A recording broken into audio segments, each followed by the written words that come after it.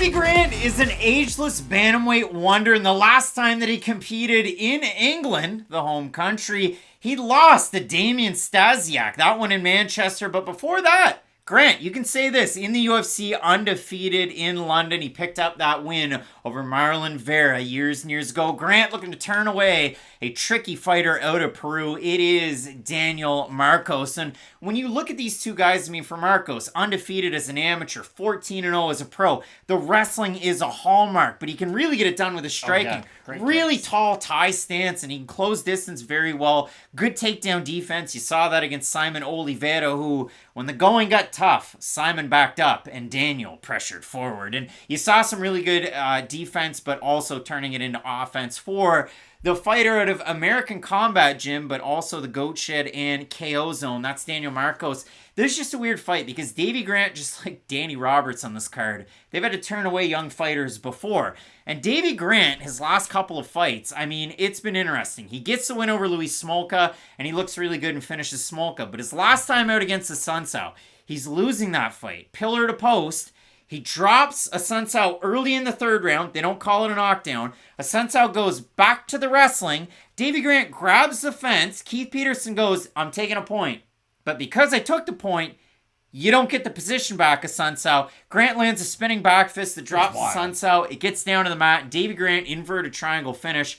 Grant gets a performance bonus out of that, so if it wasn't bad enough for a Sunsao, he gets kicked in the balls on the way out because $50K more to Davey Grant. I don't think he cares about how much money Davey Grant has. The losses that, well, he didn't get any money. He lost his win money, too. Marlon Vera and Adrian Yanez losses, and the Yanez fight was a fight of the night, but man, it was 2 rounds to 1 for sure for Yanez. So you look at a matchup like this, I think at this point in the career, even though Davey Grant's had bigger fights, marquee fights, he's beaten bigger names, I think of that Dragon Martinez win that he has on his record, that's amazing. Marcos is a really tricky prospect, even though he only has 1 fight in the UFC as a win. He is. The weird thing about Davey Grant is he's defying all logic for an old bantamweight. He's a ton of damage. He's 37. He fights at a lower weight class. Normally you look at all 3 of those pillars and think, okay, this guy probably isn't the same level of durability he has right now. Cody Garbrandt wishes he had what Davey Grant Exactly. has. Davey Grant, what I do like about him is he's willing to lose rounds, understanding the fact that it might help him win the fight. Because he's not going to fight at some crazy pace and then taper off as the fight goes on. He's not going to fight a really good second round and then maybe have nothing left in the third. He's just going to be steady for a lot of those 3 rounds, and that's what I do think gives all these prospects a lot of trouble. I know he doesn't beat all of them. Again, you bring up Yanez. Yanez is able to land some massive power shots on Davey Grant, but the thing about Grant is he's not going to beat himself, and I'm glad you bring up the Oliveira fight for Marcos, because when the going got tough, Simon wasn't really there for the fight. I don't think Davey Grant's going to fight Brazil. Davey Grant's not going to fight like that whatsoever. If he's going to get stopped in this matchup, it's because he's going to try everything he humanly can to win, and maybe you're going to be better than him on that night.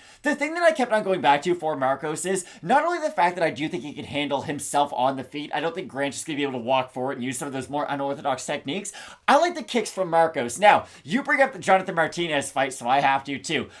David Grant was able to negate a lot of those same techniques and really have a lot of success, but what I like out of Marcos is those Tony Ferguson front kicks up the middle. He does a really good job at establishing distance with those kicks, and the only negative I would say that comes from that is when he shoots his takedowns after some of those kicks, they are from a little bit too far away, I'll say, but those kicks help him set up his boxing, which then helps him set up his wrestling. I just like how for Marcos, most of his game does work together and really blend itself quite well. And we talked about it when Marcos was coming into the UFC. I mean, the former 300 Sparta champ, before he took a long layoff, then he moved to the States and left his family in Peru, started training at American Combat Gym with Charles Rosa, beats Brandon Lewis as an underdog on Contender Series, gets a contract, beats Simon Oliveira as an underdog to then get this matchup against Davey Grant. And Marcos, you saw it, working the kicks to the body, working the knees to the body, and Simon Oliveira at multiple points looked like Chelsea Chandler running away from the fight in that one. So if you do consider a matchup like this, Marcos, not the greatest level of competition on the regional scene on the come up, but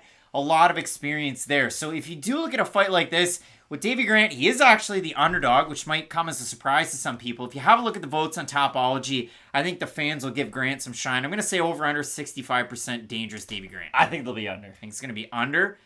It's slightly. 803 total votes, 61% Grant, 39% by decision, 49% by knockout, and for the 39% that have Marcos, 59% by decision, 28% by knockout. So the fans have Grant, even though he's the underdog. That's why we like to kind of contrast the two. Who do you have in the matchup?